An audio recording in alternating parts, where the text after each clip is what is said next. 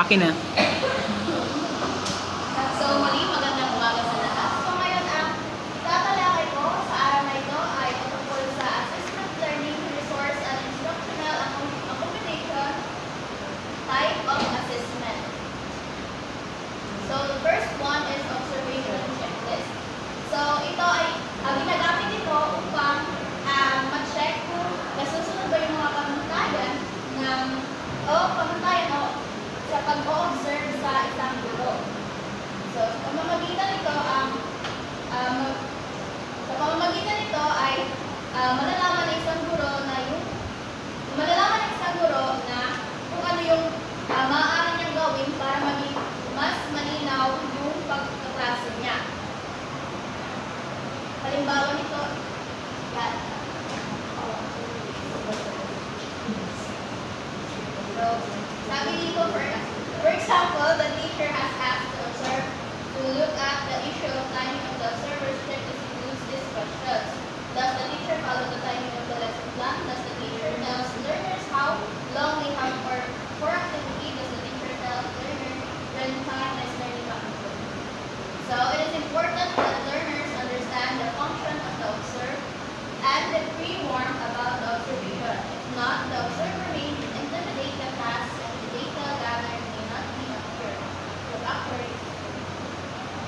So, ang ikalawa naman ay anecdotal reports or reports. Dito naman ay ginagamit ito o nilalagay ng isang guro kung ano yung mga na-observe niya sa isang estudyante niya. Sa pamamagitan din nito is malalaman din ng guro yung mga weaknesses or yung mga emotional development, physical development ng isang estudyante. Ito yung halimbawa. For example, a statement such as the student was a task provides no information about the task or the behavior, but a statement like the student built a tower for colored cubes creating an AB pattern after looking at a card that showed similar alternating pattern provides concrete evidence. So dito is sinasabi na nagsabi yung teacher kung ano yung ginawa ng isang estudyante niya. The purpose of anecdotal reports is it can often be used by teachers to plan and implement learning activities by using anecdotal reports to determine the types of learning experiences and that provide the most improvement in learning.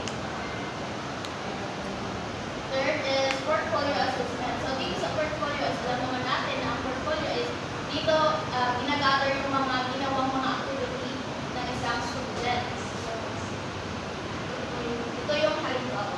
For example, showcase portfolio exhibit the best of students' performance while working.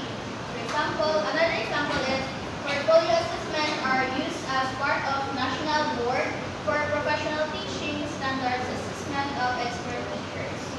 So, there are two main types of portfolio.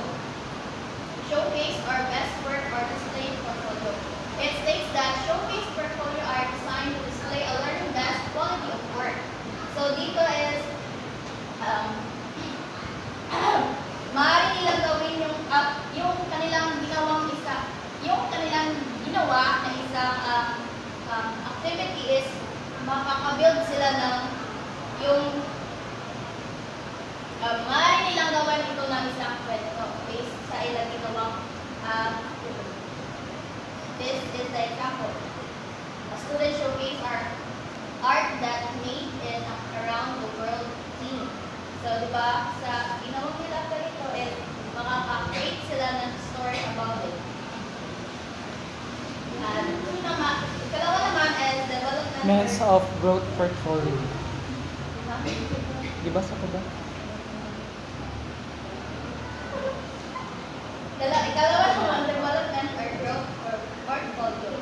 So, dito naman is makikita na ang isang estudyante ay mayroong development sa kanilang learning growth. A portfolio is a compilation of